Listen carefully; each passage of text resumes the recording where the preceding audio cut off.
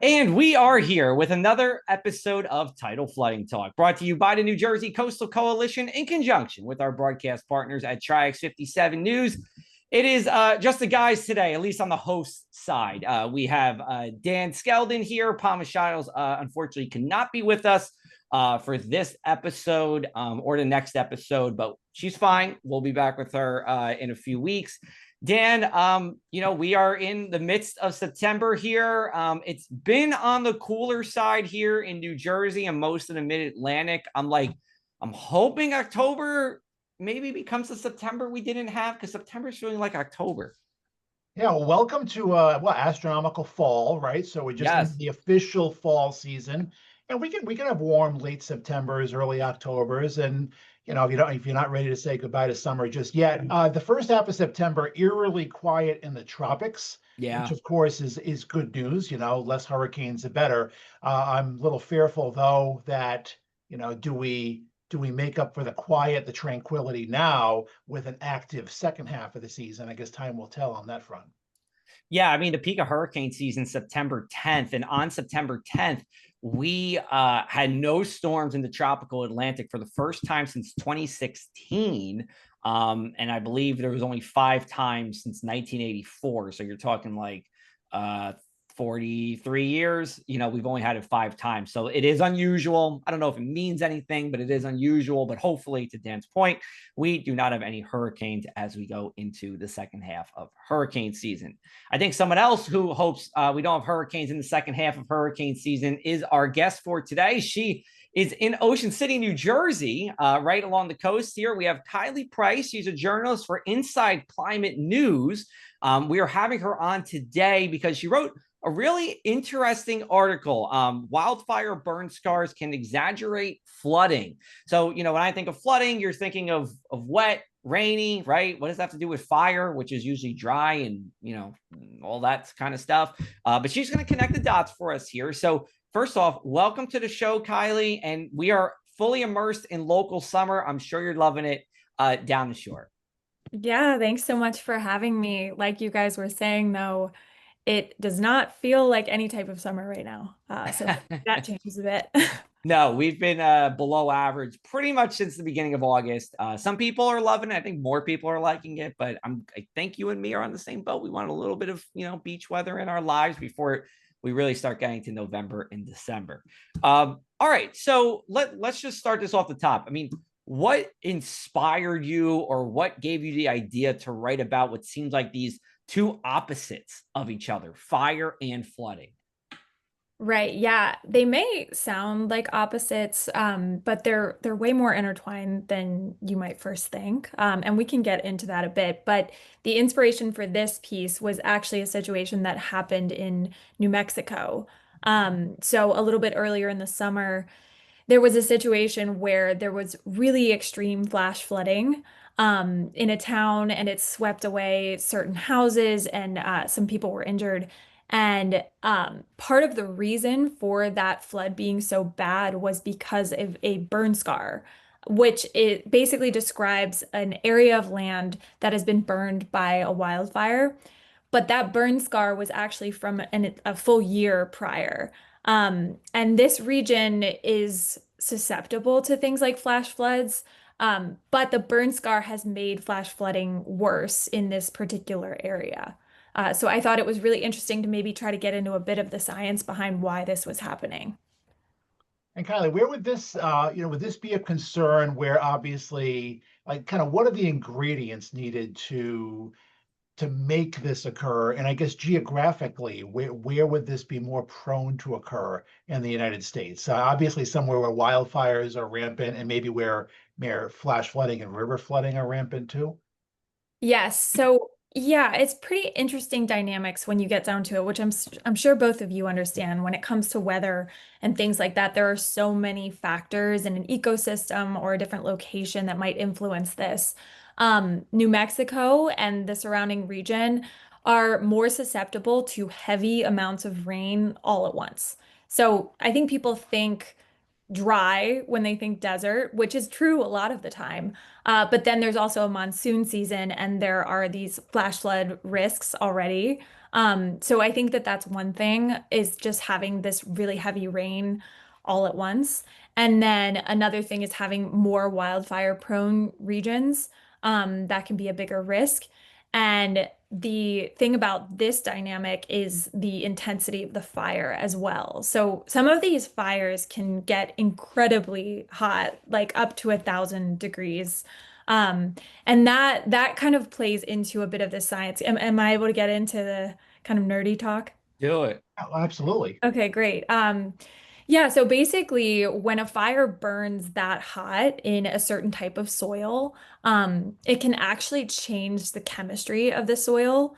It forms this waxy layer, and that's partially because it's burning that biomass, is what it's called. So all that litter or detritus on top of the soil, that we have as well in New Jersey, it can burn that at such an extreme temperature that it creates this waxy layer, and that waxy layer is actually repelling water. So normally when it would absorb water, that can help in the scenario of something like an extreme rainfall or something like that.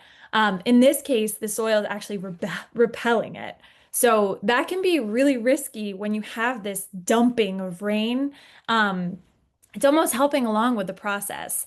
And then I think the biggest risk with damage on this front is in more of a mountainous area. So the situation in New Mexico, you can imagine, okay, almost like a slip and slide of water coming down. And it comes down so quickly, it can even reach speeds up to like a freight train. Hmm. Yeah. Wow. Yeah. So, and you said detritus. I think that was a big word. That was a little too nerdy for me on that one. Sorry about that. Yeah. No. Well, we love it. So, you did use New Mexico as the example, in this story. I'm assuming that this is something you said mountainous terrain. Is this something we could see a little bit closer to the East Coast? Meaning, could we see this in the Appalachian Mountains as well? Yeah, different it basically all comes down to the soil too. So, certain soils they can get this hot, and they kind of exhibit the same type of like hydrophobic properties. I feel like I'm getting a little scientist right now. That's all right. We're all Yeah. scientists here. Yeah. Yeah, it's fun. It's like teaching a class. But yeah, it can definitely happen around here. And in New Jersey, fire is a part of certain ecosystems in New Jersey. And that's a natural part too in a lot of scenarios. With climate change, scientists are finding that fires are becoming more intense. So basically more severe. And that's where you creep into this space of, if they get too hot, then they can change this soil property. And I was looking into a bit more of the research specifically with the Pine Barrens. The soil is a little bit different here because it is kind of sandier, more acidic, rather than just straight up absorbing soil in a lot of scenario or absorbing water in a lot of scenarios. It goes right through it and it feeds into groundwater, which are kind of like our aquifers. So yeah, it can play in different dynamics depending on the place, but too hot of a fire can also change kind of those little fungi on top of the soil or bacteria, and there's a ripple effect when that kind of thing happens. All right. All good stuff so far. We're going to take a brief break. We'll come back to you on the other side with Tidal Flooding Talk. Thanks to the New Jersey Coastal Coalition, your flood insurance bills are lower and your streets safer from the reality of flooding. Since beginning in 2013, we build more resilient shoreline communities. Our member towns develop and share in best practices that anticipate future concerns and create flooding solutions. From our town-specific free web app for flooding information to our weekly Tidal Flooding Talk show, we focus on flooding 24/7. Visit www.njcoastalcoalition.com for more. Welcome back to this week's Tidal Flooding Talk with meteorologist Joe Martucci. I am meteorologist Dan Skeldon, and we're joined by journalist for Inside Climate News, Kylie Price, continuing our discussion on kind of a multitude of climate disasters, weather disasters, and when they kind of interact with each other. Kylie, we're going to bring it back into New Jersey now. One of the treasures of the Garden State, the Pine Barrens, kind of unique. It's one of the largest, or the largest, Joe, right? Area of undeveloped land in the northeast corner, and they're very unique, both in the soil makeup and the forest makeup as well. Want to delve into that a little bit? Yes, absolutely. And I love the Pine Barrens, and I think it's a really unique place in the country. Um, yeah, they're quite unique, partially because of that soil composition. So we are close to the beach. It's a little bit of a sandier soil.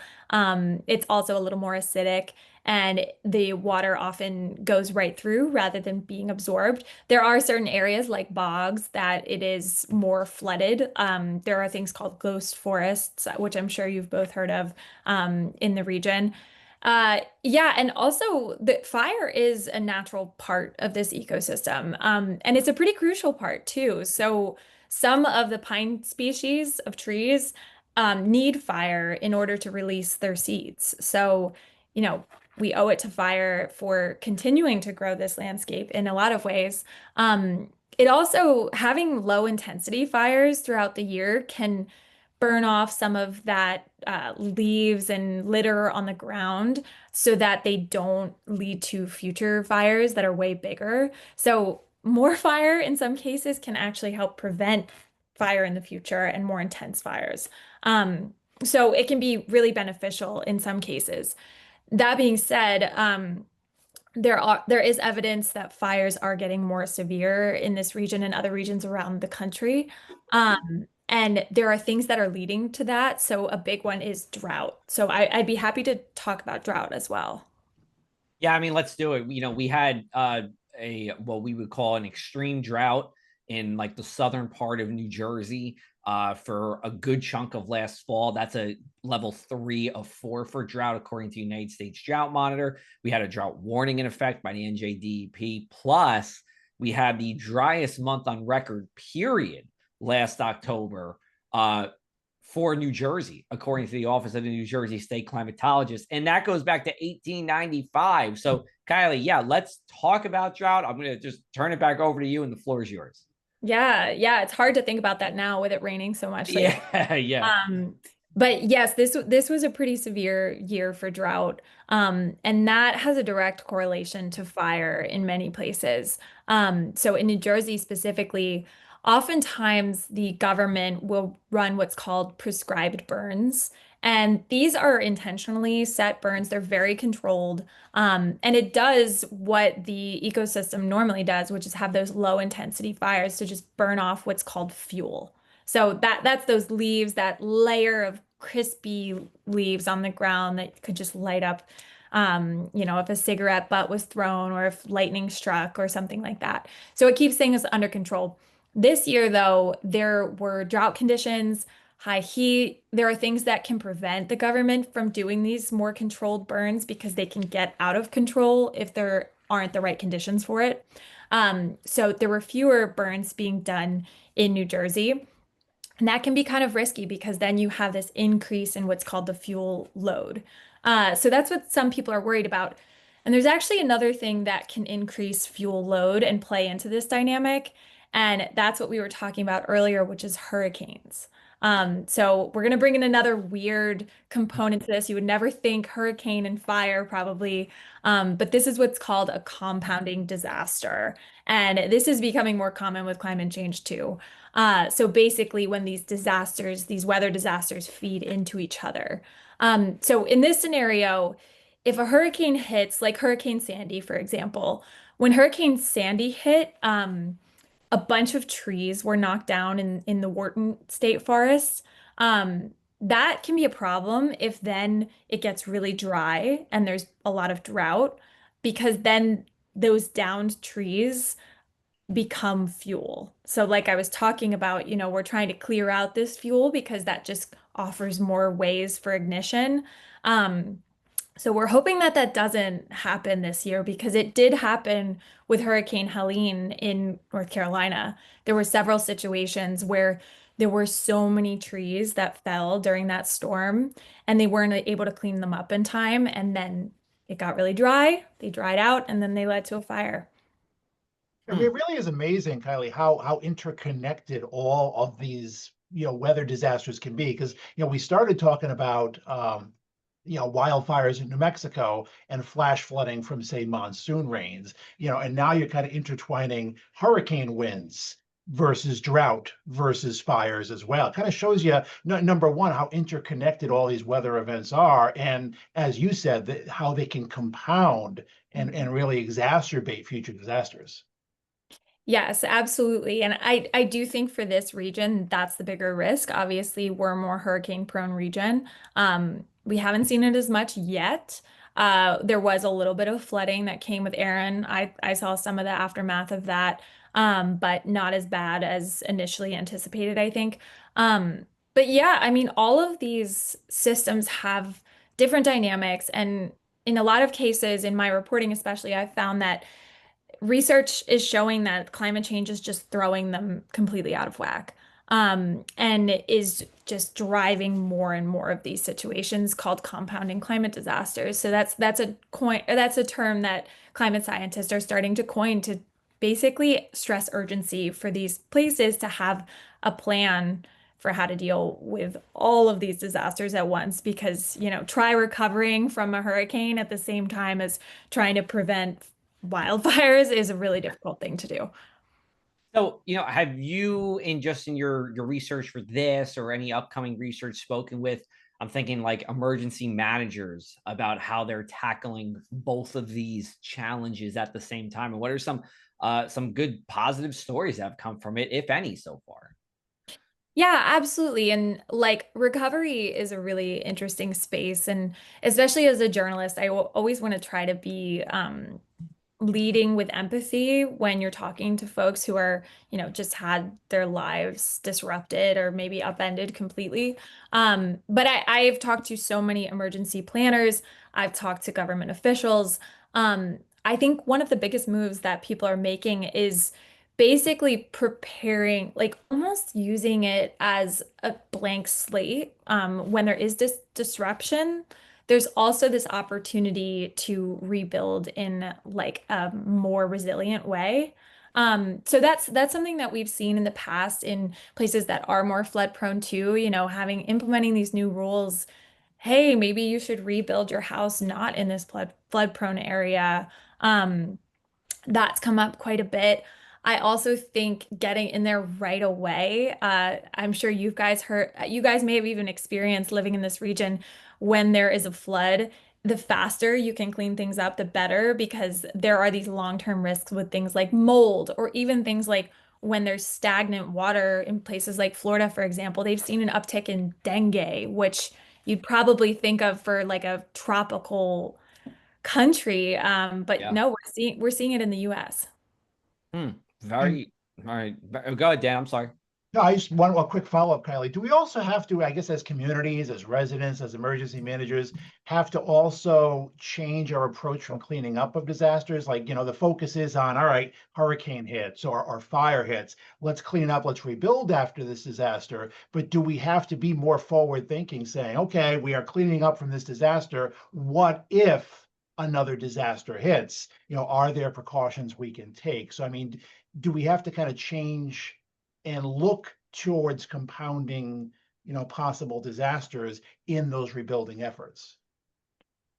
I think absolutely. I mean, it's time to be thinking about that. I think we've seen it time and time again. Hurricane Helene hit, and then what was it? Maybe a month later, Milton hit in the same region of Florida. So the speed and the support needed to help recover and help these communities that are being hit by this is so crucial. Got it. All right, we're gonna take one more break here. We'll come back on the other side. We'll have more of Kylie Price in just a minute. Hidden in an abandoned campground in South Jersey lies a mystical encounter with brews and spirits, where bonfires burn, shadows dance, and flavor favors the bold. Ghosts, ghouls, goblins, grown-ups, it's time to reclaim Halloween. This is Witchcraft, October 10th and 11th. For tickets and information, information, visit witchcraftnj.com.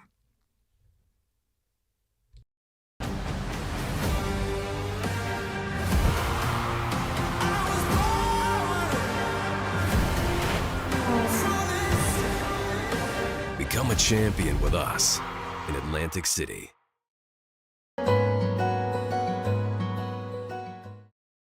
Welcome back to Tidal Flooding Talk.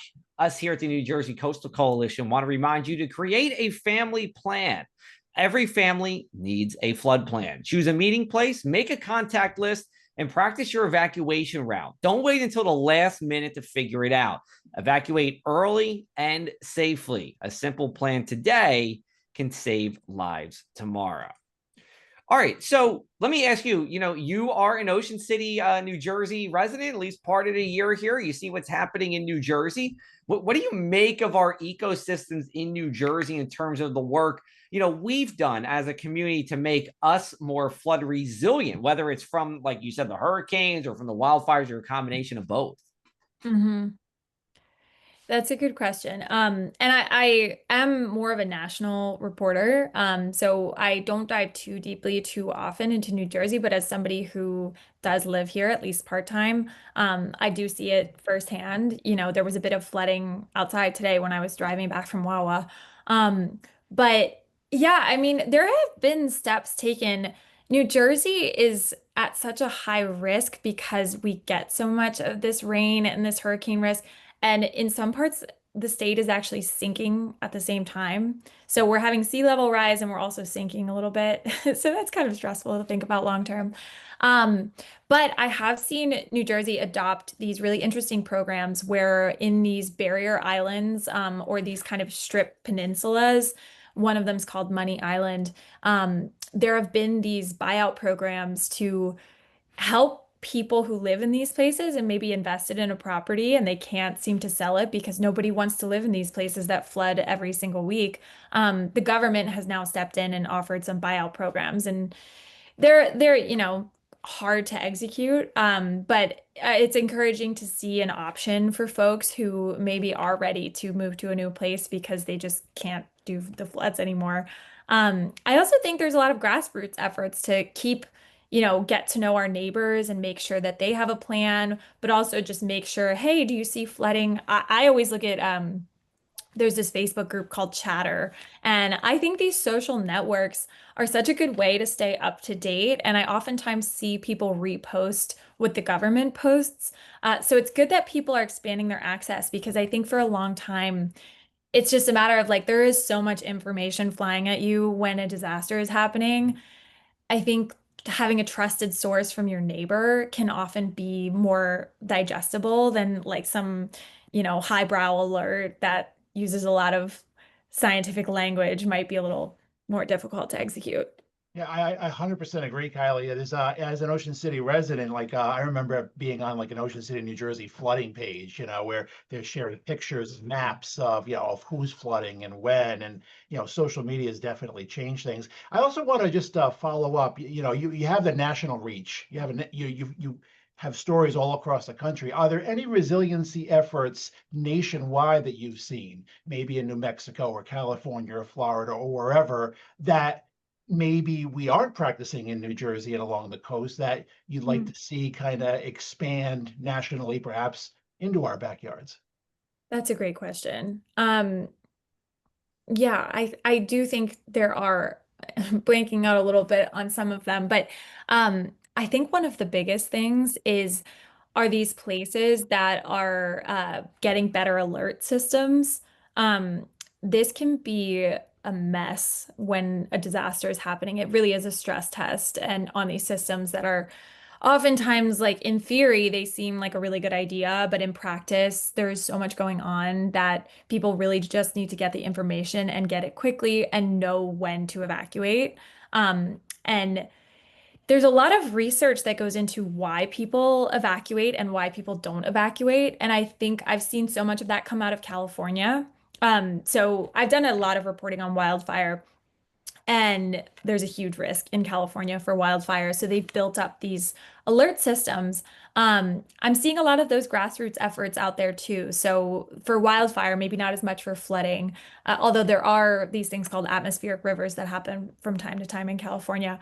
But for fire, there are these kind of like bootstrapped groups that are coming up with these alert systems that the government has now started using, which is really cool. And I think just goes to show that these citizen efforts can really pay off. But yeah, I do think that having this beefed up evacuation system and making sure that when it does come out, people are able to trust that, because there is research that shows that if somebody does evacuate too early, it costs a lot of money. I'm sure for folks who have had to evacuate, they've had to get a hotel, they've had to pack up all their things, which can be incredibly traumatic. But also I would lean on the side of not risking it. You know, it can be disastrous. It can be the worst possible outcome if you risk that. So I think just making sure that we're getting the right information to people so that they can make that decision and make a really informed decision is crucial. So yeah, I want to encourage people, like I lean, let's play it on the safe side and let me get out of here. I would recommend that based on what I've seen. Obviously, it's a personal decision. Yeah, we try to do the same here at the New Jersey Coastal Coalition. And a lot of our member towns, we want you to evacuate. When we say to evacuate, we're not doing it for our health. It's a tough decision and there's reasons for it. Mhm. All right, we are almost done here. We are going to wrap up like we do every week with the one thing we can't stop talking about, tidal flooding or otherwise. Dan, you're up first. Well, it is the coming up in the last week of September. I will say big anniversaries for me this week. Number one, my wedding anniversary. So Happy anniversary. It'll be 11 years. Thank you. And I purposely made my wedding anniversary the same date as the anniversary of Hurricane Gloria, which of course did hit New Jersey, and is my day I fell in love with weather anniversary. So September 27th, 85. Of course, big 40-year anniversary for Hurricane Gloria this week. So that's what I'm thinking about. Yeah, absolutely. All right, I'm going to go back to a story from a little bit earlier in September. Did you guys see this manatee swimming in the Shark River in Monmouth County? Yeah, I think the last time before that happened, that was 2020. So it's not something that happens usually. I don't remember why it was there, but it reminds me of when, Dan, what year was it? Where like the Atlantic City of water was like tropical blue. I think it was 2015. 2015, like, who needs Florida when you got New Jersey, right? Manatees, tropical water. So anyway, Kylie, over to you. Yeah, that's a fun one. I think what I'm thinking about is going back to local summer, taking advantage of having a little bit more space on the island and figuring out, where I can hop in the bay. Hopefully it gets a bit sunnier tomorrow, but hop in the bay and nobody's around, walk on the boardwalk and nobody's there. That's kind of a nice way to cap off the summer. Best time of the year at the shore. Absolutely. Yeah. Absolutely. Can we put you on the spot and ask what's your pizza spot in Ocean City? Oh, I hope I don't make anyone mad. Oh my God. It changes sometimes, but right now I would say it's Preps. Okay. Okay. Okay. Is that a Dan Skeldon preferred restaurant? That's me and my wife's. We there is the most popular answer in town. We aren't that we aren't necessarily fans. So we actually love Preps. Yeah. Oh, So good. It's hard to go wrong though. It really is. No, you're right. I mean, there's never a bad slice in Ocean City. Let's put it that way. All right. Well, we're going to wrap it up for this edition of Tidal Flooding Talk. In case you miss Kylie, she's coming back. Don't worry. We are going to have her back later in the fall. We're going to talk about ghost boats. We'll leave it at that. We will be back with you next Tuesday with another edition of Tidal Flooding Talk. On behalf of Kylie Price and Dan Skeldon, I'm Joe Martucci. We'll see you next week.